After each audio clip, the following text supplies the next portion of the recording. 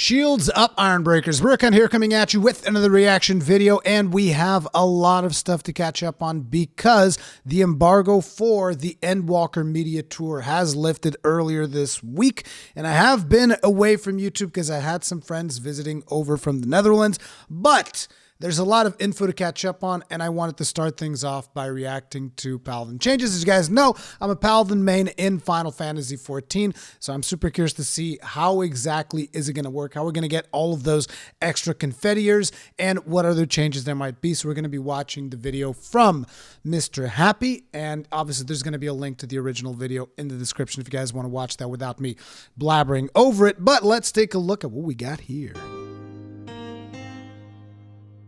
Hey everyone, MrHappy here, and in this video we'll be doing a full breakdown on the Paladin job changes and additions coming into Endwalker. This information is fresh out of the latest media tour, but bear in mind, everything in this video is still subject to change before Endwalker's release. I'm especially not paying much mind to potencies because they're changing calculations and that's not final, so potencies should be the last thing anybody concerned themselves with at this point in time, because there's the stat squish, there's just like a lot of changes that the stat squish involves that are probably not going to make sense to just compare stuff with the current potencies that we have in the game.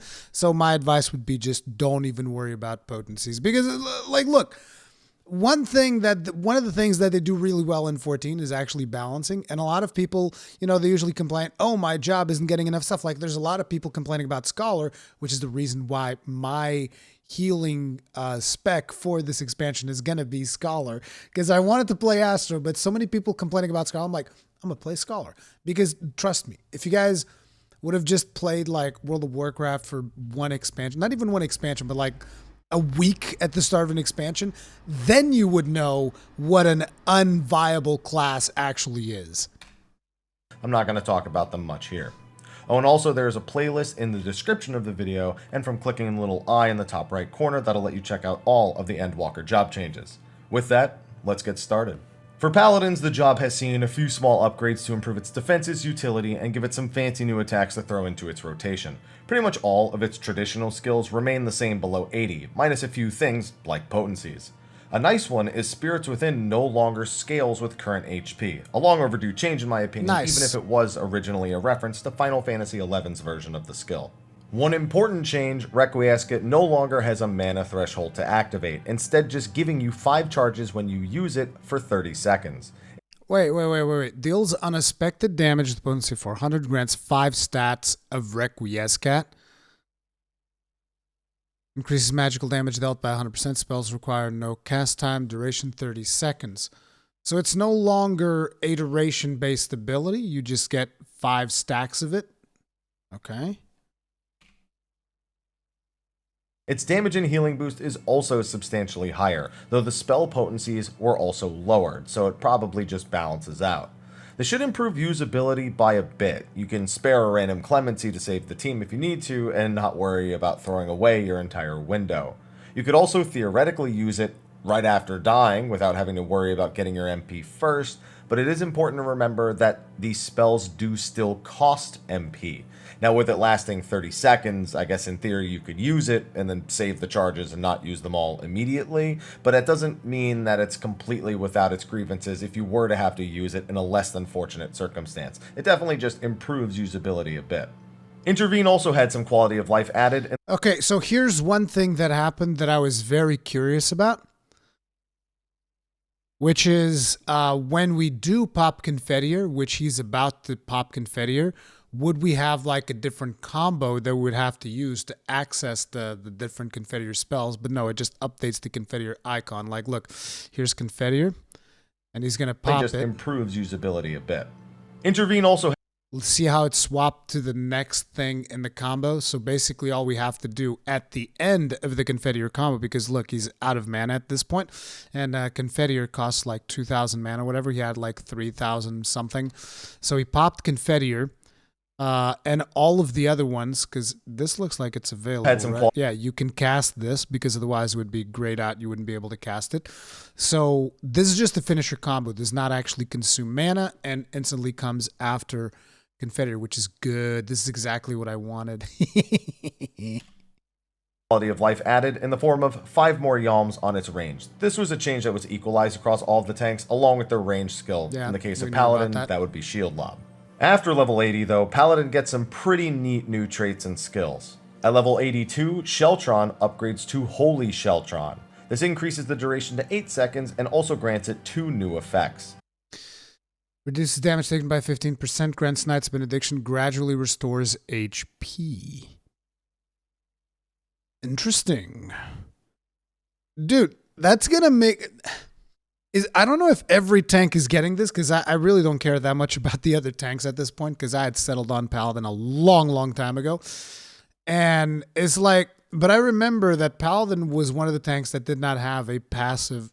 I mean, this is not necessarily passive, but you guys get like something that didn't require you to like clemency. You know, because like the Paladin's solo capabilities were just because, hey, I can pop clemency and heal myself to full, but then you would go to like a gunbreaker and they would have like their regen thing going, and it's just a part of their combo. They would regen. Warriors have like nascent flash, which is also like regenning through offensive means. I don't know exactly what Dark Knights get, because I didn't like Dark Knight very much. Personal preference. I'm not saying it's bad. It's personal preference, but yeah, interesting. Because like I'm spamming Sheltron all the friggin' time, so I'm just gonna not have to use clemency as often when I'm doing like more challenging content or even like solo content, depending on how that works. I'm talking solo content. I'm talking about like older bosses and stuff. Some of them clemency was very useful on. The first is that you additionally reduce incoming damage for the first 4 seconds after using it, meaning that a well-timed Holy Sheltron is far more potent than before. It also causes you to regenerate health for 12 seconds. Unfortunately, this didn't seem to proc Divine Veil since it's not healing magic. Unfortunate. Either way, this makes this tool really strong, not just for normal content, but for soloing old content as well. On top of that, Intervention gets upgraded at level 82 as well. It basically adds all of the buffs you got from Holy Sheltron to Intervention. So when you use it on someone, it lasts for 8 seconds, reduces that extra damage for 4 seconds, and grants the person you targeted a regen. Both of these tools are going to be used very frequently, that's for sure. At level 86, you'll have Spirits Within upgrade to Expiation. This does completely replace the skill, but it increases its potency and also makes it AoE, so it's just better. Finally, at level 90, Paladin gets a new 3-part combo that can only be used after activating Confiteor. This combo changes the Confiteor button for each part, so you don't have to worry about your hotbar real estate. This combo goes Blade of Faith, into Blade of Truth, into Blade of Valor. The combo itself is the same potency. Deals unexpected damage to target and all enemies nearby. Potency 250 for first enemy, 50% less for remaining enemies. Yeah, it's just potencies. Also restores MP. This is really good, the fact that it restores MP. How much? He's about to do the first one. Let's get a look. Anyway, the final one, Blade of Valor, deals unexpected damage to all targets. Potency of 420. First enemy 50% for all. Restores MP. Damage over time. You also get a dot at the end. 80 for the first enemy. 50% less for all remaining enemies. Damage over time. Effects cannot be stacked with that of Goring Blade. So basically when you finish this, you shouldn't go for Goring Blade, because I'm going to assume that, you know, with this being a magic finisher thing, this is actually really good, because previously you would finish the combo and then go back to Goring Blade and then go back to, I never know the names, Royal Authority and Atonement. But you'd have to do Goring Blade before because you'd want to get your dot back up again. If it works like this, that means you can skip Goring Blade after this and go straight for Royal Authority. Hey, that's freaking sweet. I like that. Wait, how much? One of the things that I should check is how much mana does Requi cost? Because even though the abilities still cost, you could kind of just like Requi into Confiteor. Maybe. No, wait. Requi doesn't cost mana. The abilities cost them. I'm getting a little bit ahead of myself. I'm just thinking of like of all the possibilities, like the grinds are turning and I'm like, me likey. See is your Royal Authority combo. So the mana that we got there, I think we were at 1300 right before, right? Yeah, 700 mana combo, on the but first it's one. AoE. So even with the AoE fall off, that's pretty great for 700 dungeons. on the other one. More importantly, Blade of Valor also Not applies. 700. I think it's like, I'm just looking at mana values. I think it's more like 400, but then you're just getting mana from, I don't know, because it's coming in 2 sets. Like you see four. It's like, AoE. Look, So even with the AoE fall. Okay, but he's doing, this is Blade of Truth, right? Blade of Truth. Fall off.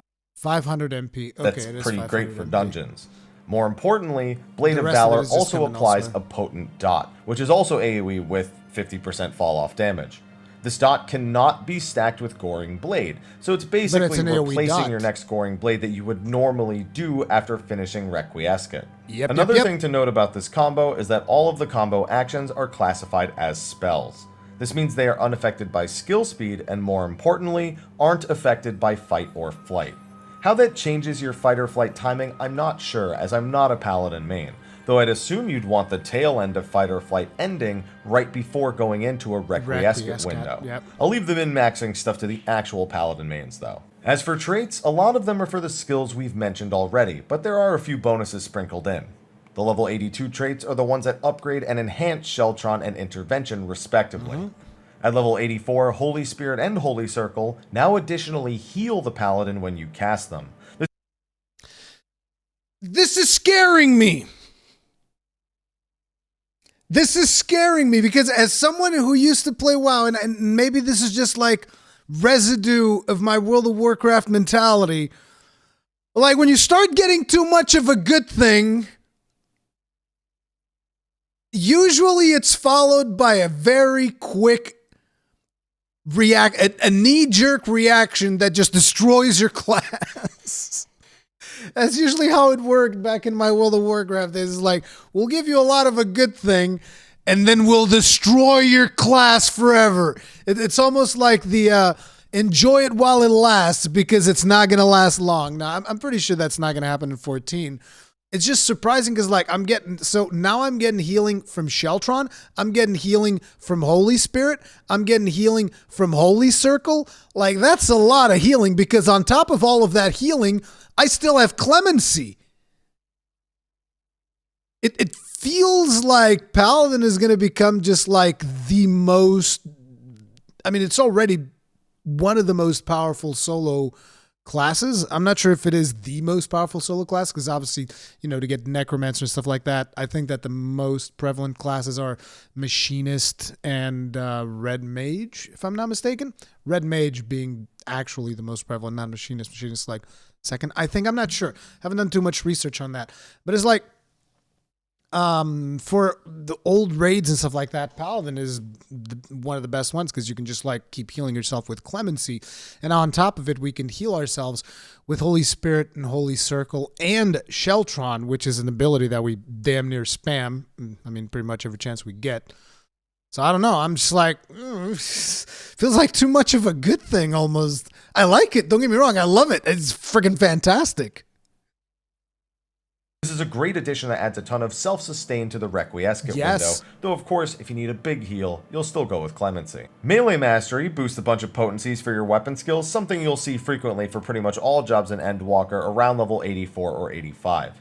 Spirits Within Mastery changes that skill into Expiation when you get it, and at level 88, Divine Veil gets a trait that adds a heal to its effects as well. I wasn't able to test this, or wasn't mindful enough to see if the Paladin Says target's HP. I'd assume the target is the Paladin. Upon HP recovery via healing magic cast by self or on a party member, protective barrier is cast on all party members. Prevents damage up to 10% of your maximum HP.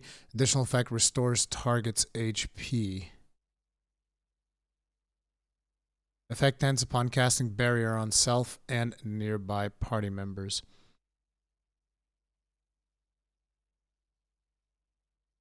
I wonder if it would be restoring the people that get affected by the barrier. Hey. Now that'd be sweet. themselves gets the heal, or if it's just everyone else getting the barrier. But either way, it's an upgrade to a skill you were already making use of. Overall, the Paladin looks like it's rounded out just a bit, but in a bunch of fun ways. A lot more self-sustain in their kit from Holy Spirit and Circle changes, the Requiescat change, the Divine Veil change, and of course the new effects of Holy Sheltron. Not to mention Intervention's new effect is great as well.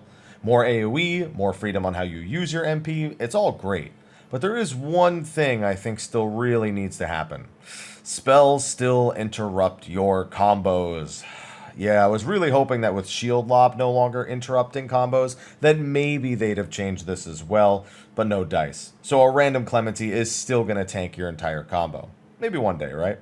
That's going to be a wrap for my overview on the Paladin changes coming to Endwalker. Be sure to like, favorite, subscribe, and share, and check out all of the other Media Tour videos on the playlist that I mentioned earlier. Anyway, thanks for watching, and until next time, take care. Yeah, guys, make sure to check out MrHappy Gaming. He does really good Final Fantasy XIV stuff. Like I said, there's going to be a link in the description. But like in regards to that Clemency comment in the end, I honestly kind of feel like Clemency interrupting your combos, I think that's all right. I don't have a big problem with it because it's like you actually using Clemency in most situations is kind of like a last-ditch effort type of thing or an exceptional effort type of thing, because like at least currently in Shadowbringers, in most situations you're not, as a matter of fact, some healers will even take offense if you pop a Clemency, even if you're popping a Clemency just to proc Divine Veil, the healers still be like, why'd you heal yourself? What are you doing? I'm the healer. It's like, some healers will take offense to that. So it's like usually Clemency is not a big deal. When you're solo, then yeah, it's a bit of an annoyance that it interrupts your combo, but let's face it, it's an MMO. It's not really meant to,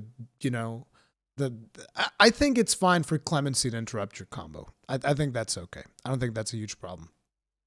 Yeah.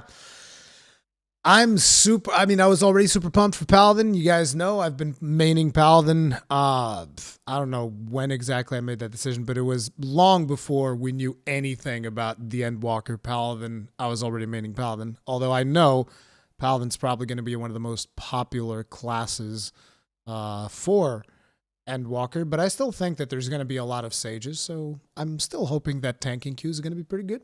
But anyways, that is going to be it for this video. If you guys enjoyed it, hit up with a like. If you did not enjoy it, hit up with dislike. Feedback is important. Keep your shields up, Ironburger. See you guys in the next one. Stay strong. Stay safe. Peace out.